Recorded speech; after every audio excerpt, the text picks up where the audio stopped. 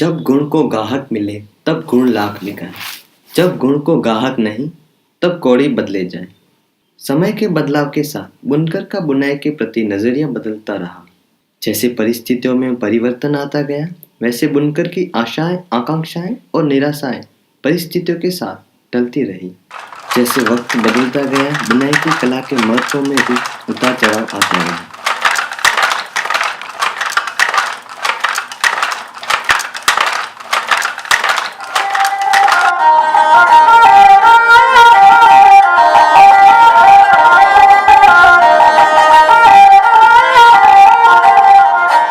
मैं एक बुनकर हूँ।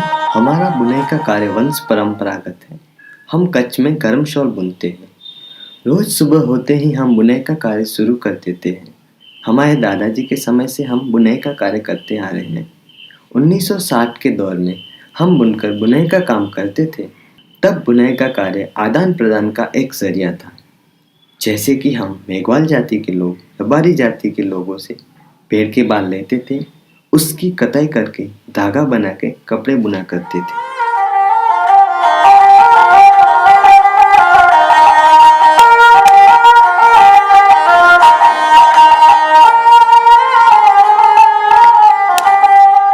હું લગભગ 40 વર્ષ થયા આમાં આ વણાટકામમાં હું સંકળાયેલો છું.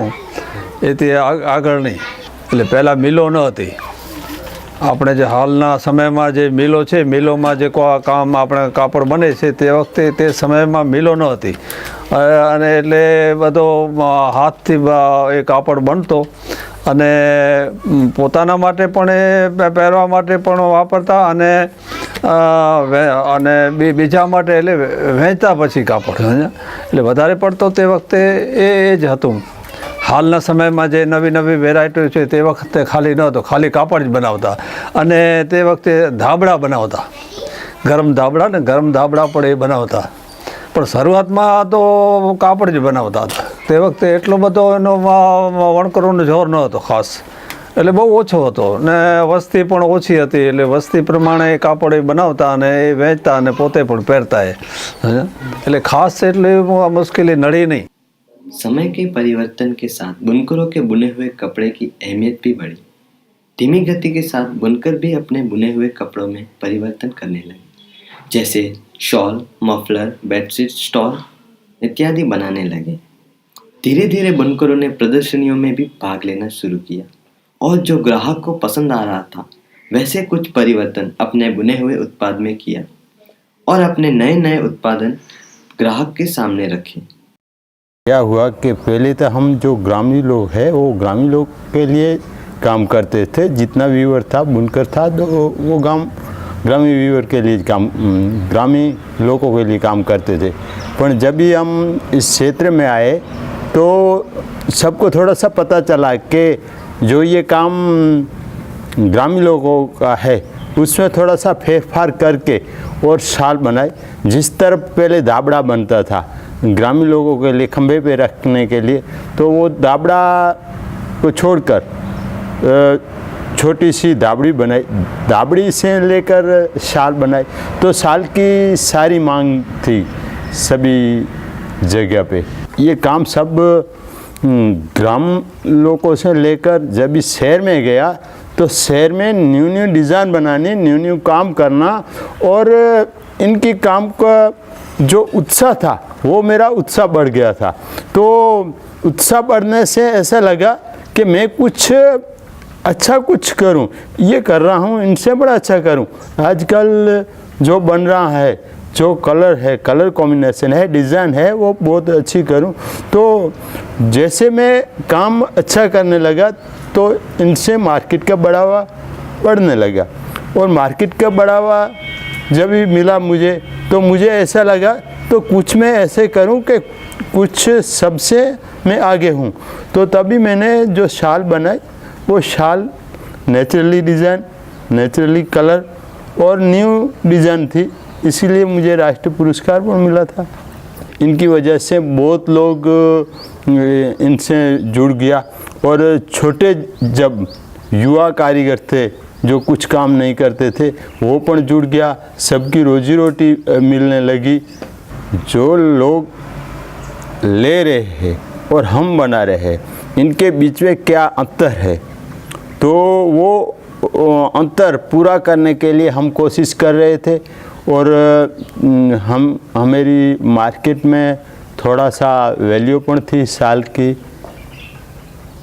1990 के दशक से हम बुनकरों को प्रोत्साहन मिला। सभी युवा खेतीबाड़ी और दूसरे कार्यों को छोड़कर बुनाई का काम करने लगे। उस समय बुनाई का काम युवाओं को आकर्षित करने लगा और वे इस कार्य में ज़्यादा से ज़्यादा जुड़ने लगे। मैं इसलिए वीविंग कर रहा हूँ कि मेरे दादा और मेरे पापा वो बरसों से वीविंग करते आ रहे हैं, तो एक हमारे यहाँ पीढ़ी दर पीढ़ी वीविंग कर रही है, तो इसलिए हम ये वीविंग कर रहे हैं। दूसरा कि वीविंग में जो काम है वो मानसिक रीते लेकिन शारीरिक हम छाँव में बैठकर आराम से वीविंग करते हैं। दूसरा अगर कोई काम करने के लिए जाए तो मजदूरी होगी तो पूरा 8-10 घंटे तक काम करना पड़ता है। इसमें हम ज़्यादा से ज़्यादा 6 से 7 घंटे काम करते हैं और आराम से काम करते हैं। एक संस्कृति भी इसके साथ हमारी जुड़ी हुई है कि दादाजी वीविंग कर रहे हैं और पापा भी वीविंग कर रहे हैं, तो हम चाहते हैं कि ये एक चलता रहे कि हम भी वीविंग करते रहे। इसलिए ये हमने वीविंग, और आगे भी हमारी इच्छा ये है कि हम वीविंग करते रहेंगे। बुनाई का कार्य करने के पीछे सभी बुनकरों का अलग अलग नज़रिया रहा। कुछ बुनकर अपनी संस्कृति बचाने के लिए, कुछ बुनकर पैसे कमाने के लिए, तो कुछ अपने शौक के लिए बुनाई कर रहे थे। मैं आज काम केम कि આપણે આજ કામ વીવિંગ જે કરવું છે એમ શું કામ રમ્યું? આજ કામમાં વળતર વધારે મળે છે અને ઘર બેઠા જ કામ કરીએ છીએ। બીજે ક્યાં જવું હોય જ્યાં ત્યાં જવું પડે બહાર ગામ, આ ઘર બેઠા જ આપણે બરાબર કમાઈ લઈએ છીએ। બસ આનંદ આવે છે ને બીજો બહાર તો જ્યાં ત્યાં કામ પછી નક્કી ન હોય, આ તો કાયમની જ છે। આજ કારણ કે બીજો બધું એટલું બધું પગાર ન મળે બીજે ક્યાં કામે જઈએ તો। इस दौर में कुछ ऐसे भी युवा बुनाई के कार्य में जुड़े जिनके परिवार में पहले कोई बुनाई का कार्य नहीं करते थे। हमारे परिवार में वनाट वीविंग का काम कोई नहीं करता, लेकिन मैंने ये काम सीखा। अब के दौर में जब हम बुनकरों की संख्या घट रही है, तब आर्थिक स्थिरता बनाए रखने के लिए कुछ बुनकर बुनाई के कार्य के साथ और भी आय के साधनों की तलाश करने लगे और बुनाई का कार्य एक पार्ट टाइम काम बन रहा है। मैंने स्टडी भी MA B.Ed की है, अभी मैं टीचर भी हूँ। पहले जब मैं पढ़ता था तभी से मुझे शौक़ था कि बच्चों को पढ़ाना, तो मैंने B.Ed किया और B.Ed करने के बाद भी मैं ये जो हैंडलूम में व्यूअर्स बुनाई का काम मुझे ज़्यादा पसंद है। मैं पार्ट टाइम में बुनाई करता हूँ। सुबह में 8 से 1 बजे तक मैं स्कूल में बच्चों को पढ़ाने के लिए जाता हूँ। बाद में 3 से 6 साढ़े 6 बजे तक मैं વીવિંગ કરતા હું। વણાટ કામ સિવાય તમે બીજું કયો કામ કરો છો? કોઈ એવું વણાટ કામ સિવાય અમે ખેતી કામ કરીએ છીએ। સારું, એટલે ખેતી કામ ક્યારે આમ વણાટ કામ જ શરૂઆત હોય ત્યારે ખેતી એટલે તમે કેવી રીતે આમ? ના, ખેતી અમે તો વરસાદ સારો થાય એટલે અમે ખેતીનું કામ કરીએ, આવા વણાટનું કામ બંધ રાખીએ। એટલે મતલબ એમ કે જ્યારે સારી વરસાદ પડે ત્યારે તમે ખેતીનું કામ કરો અને જ્યારે વરસાદ ન પડે તો વણાટનું કામ કરીએ। वो ये वॉश नहीं हुआ। कुछ बुनकरों को प्रदर्शनियों के वक्त अपने उत्पाद बेचते हुए कुछ ऐसा अनुभव रहा। कि मैं अभी 23 साल से काम कर रहा हूँ यहाँ पे, तो कैसे वीविंग करते हैं, कैसे बुनाई करते हैं, कैसे शॉल बना पूरी तैयार होती है, ये बाहर वालों को कुछ पता नहीं है। जैसे कैसे बनती है, कैसे हाथ पे चलाना पड़ता है, पूरा दिन काम करना पड़ता है तब बनती है ये शाल। यहाँ वीविंग करो फिर एक एक धागा चुन चुन के एक डिजाइन बनती है। नहीं, हम जब बेचने जाते हैं तो हमें ऐसा बात, हम 1500 की शाल जब बनाते हैं तो वो बोलते हैं कि 400 में देनी है, 500 में देनी है। ऐसा भाव क्यों करते हैं? जब भाव करते हैं तो उनको देखना चाहिए पहले, भाव करने से पहले कि ये शॉल कैसे बनती है, फिर भाव करना चाहिए। जो देखा नहीं है, कुछ जाना नहीं है और उसका भाव कर रहे हैं, हमारे भाव से नहीं लेते कोई, वो उनके हिसाब से भाव करते हैं। पहले देखेंगे तो भाव पता चलेगा उनको कि कैसे बनती है। हाथ पे पूरा दिन चलाना पड़ता है, मेहनत कितनी लगती है। बुनाई का श्रेय सिर्फ पुरुषों को ही दिया जाता है, जबकि बुनाई के कार्य में महिलाओं का भी सहयोग रहता है, मगर महिलाओं का कार्य उभर के नहीं आता। हम महिला घर पे ये सब शॉल में ये गांठ और ये ठुमक करते हैं। इसके अलावा ये मिरर वर्क और एम्ब्रॉयडरी करते हैं। जो छाप काम होती है उसमें सब अलग अलग एम्ब्रॉयडरी होती है, जैसे आहिर वर्क, सूफ वर्क, ऐसे सब बन जाए तब फ्री टाइम में करते हैं। बुनकरों की अपने बच्चों के भविष्य से आकांक्षाएं कुछ इस तरह हैं। हमारा छोकराओने અમે વણાટ કામ શીખવાડ્યું છે ને આ કામ નહીં બીજું કાંઈ તમે એના વિશે શું જણાવો? અમે તો વણાટ તો કામ તો નહીં શીખવાડી, બીજું કાંઈ હમણાં તો છોકરો ભણે રહ્યો એટલે હમણાં તો કાંઈ તમને શું આશા છે કે શું આમ કરશું?